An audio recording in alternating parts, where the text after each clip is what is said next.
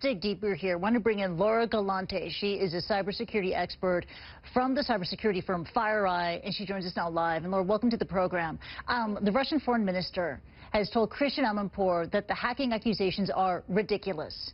According to your group, FireEye, is Russia behind the breach?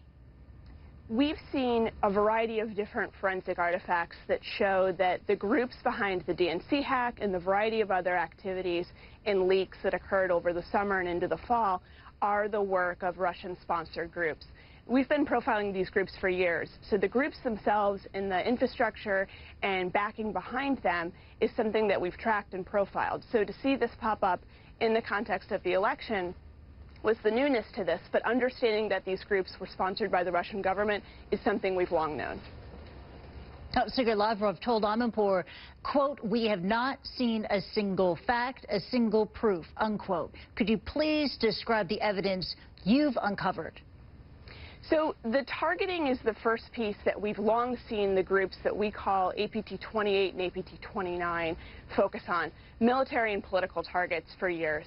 The other pieces of evidence that we've looked at is that since 2007, the marks around the tools that these groups use, the malware they use to get into a network, shows that they've been compiling this in Moscow's time zone since 2007. We've also seen the variety of different types of intrusions that they've undertaken show that this is a sophisticated, sponsored effort. This isn't a one-time hacker who goes after this with tools that they found on the internet. This is a professional tool development effort and espionage operation that's been in play for over 7, 8, 9 years.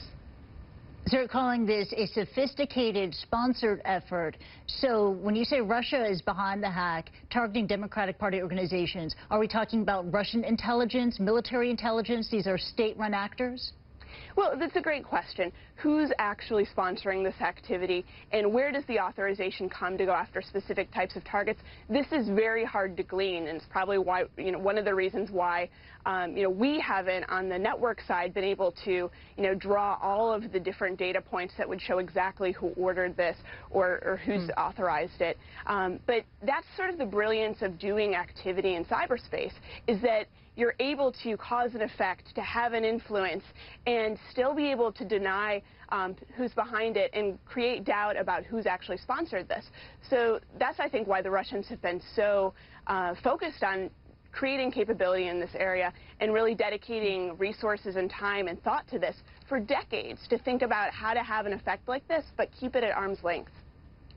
Okay, precise attribution is tough to pin down, but what's your thinking about motive? Again, the White House blames Russia for hacking Democratic Party sites in order to influence the presidential election. From your research, from your point of view, is that what's happening here? Yes, and we've seen this before. So it's nothing new that we've seen these groups, these Russian-sponsored hacking groups, go after countries in what Russia's long called their near abroad, so Eastern Europe, former Soviet states, other governments where the impact of the election would have an impact on Russian political motives. So this is nothing new in terms of the type of activity that they're looking to influence and it having a very political bent.